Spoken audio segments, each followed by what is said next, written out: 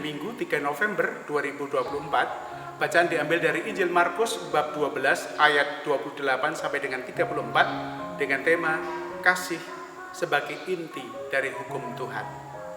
Sahabat semat kemalasan yang terkasih, setiap kali ada rapat, pleno ataupun rapat apapun juga, ketika banyak diskusi-diskusi, biasanya kemudian disimpulkan dengan suatu inti-inti dari sebuah pertemuan.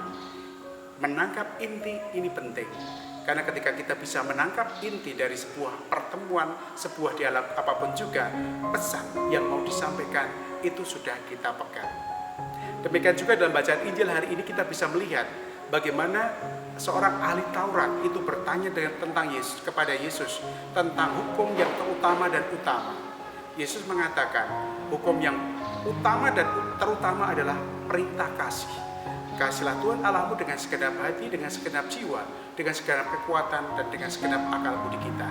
Dan perintah yang kedua adalah kasih kepada sama manusia seperti diri sendiri. Dan saya mengatakan bahwa itulah inti dari hukum yang ada dalam kehidupan kita. Inti dari hukum Allah.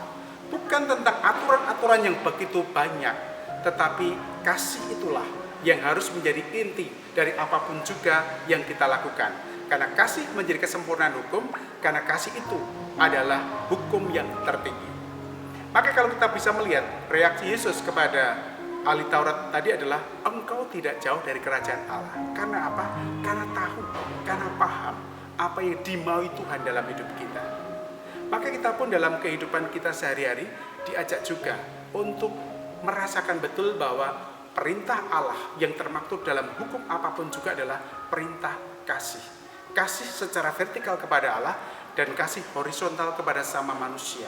Karena apa? Karena jiwa dari hukum apapun juga adalah untuk bela rasa Allah itu makin berjalan.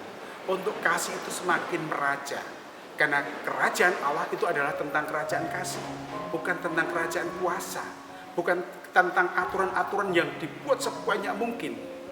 Tetapi kalau tanpa kasih tidak punya arti apapun juga. Maka kita bisa melihat apa yang dikatakan Tuhan sendiri. Deus caritas est. Allah adalah kasih. Jati diri Allah adalah kasih. Perwujudan kasih Allah, perwujudan gerak Allah adalah kasih. Bahkan seluruh tata keselamatan Allah itu berbicara tentang kasih kepada manusia.